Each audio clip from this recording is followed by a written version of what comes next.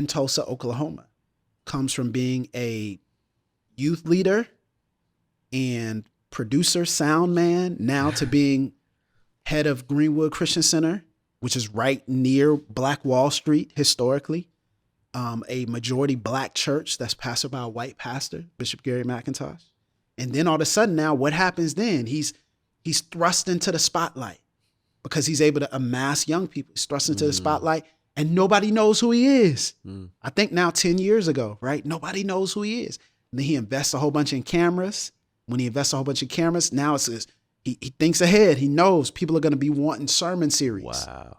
And then all of a sudden, something he preaches gets shared by, I believe it was Selena Gomez or something like that. So he preaches relationship goals. It gets shared once by, I think it was Selena Gomez or somebody. And it's like, oh, snap. Now it's viral. And then he becomes preacher. Mike Todd. Yeah.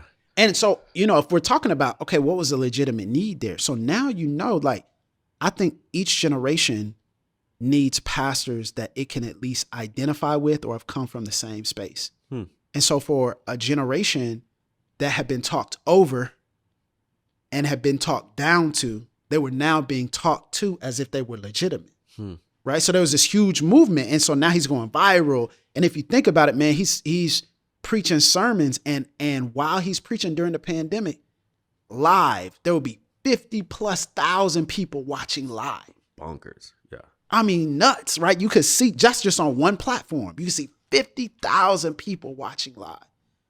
So there's a need for that. There was also a need for creatives to have a space. Because historically, even especially in the Black Pentecostal space, we haven't really had our creativity valued, our creativity celebrated.